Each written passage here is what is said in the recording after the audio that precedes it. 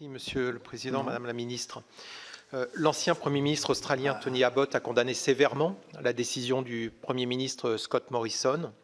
Il révèle les failles et les conséquences négatives de la décision d'annulation pour l'Australie. Tony Abbott, qui a signé ce contrat avec la France, conforte en tout point votre démonstration. Il me paraît important et utile de vous apporter notre soutien et d'exprimer notre solidarité, plutôt que de nous opposer les uns les autres sur ce dossier, ce qui réjouirait des puissances étrangères qui ne nous veulent pas que du bien. Un point important d'après les Australiens est la dimension stratégique de la décision. Les intimidations de la Chine dans la zone Indo-Pacifique perturbent la sécurité régionale. Les menaces se font de plus en plus précises. J'étais à Taïwan la semaine dernière. Taïwan expérimente non seulement une augmentation des incursions aériennes chinoises, mais également des dizaines de milliers d'attaques quotidiennes contre leurs forces armées et les infrastructures. Taïwan est contraint d'élever ses capacités militaires. Une alliance démocratique est nécessaire pour contrecarrer la vision expansionniste de la Chine. L'annonce de l'AUKUS a donc été perçue positivement par les Taïwanais. Les parlementaires taïwanais ont exprimé le souhait d'un soutien de notre part en matière de défense pour assurer la sécurité dans le détroit de Taïwan, à l'image de ce que nous faisons avec d'autres pays de la région.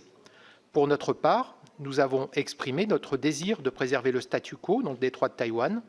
Allons-nous envoyer des signes aux Taïwanais pour contribuer à la défense de cet espace comme un espace de droit, pour reprendre vos propos? Je vous remercie.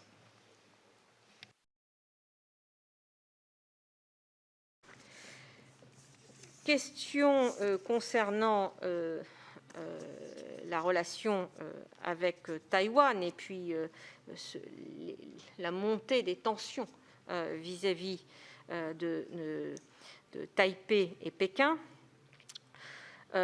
Ces tensions sont encore montées d'un cran ces derniers jours, puisque nous avons tous noté la présence de près de 145 avions militaires dans la zone dans la zone de défense de Taïwan, et c'était la semaine dernière. Alors, est-ce que c'est inquiétant? Oui, évidemment, car tout cela montre qu'une escalade est possible et qu'elle aurait, si elle avait lieu, des conséquences dramatiques. Que faisons-nous? Eh bien, nous manifestons, y compris avec les moyens de la Marine nationale, notre attachement au droit international et à la liberté de circulation. Et c'est donc traduit par la présence de bâtiments de la Marine nationale, comme le du Puy de l'Aume dans le détroit de Formose. Et je n'ai pas besoin de vous renvoyer à l'action du Sénat lui-même.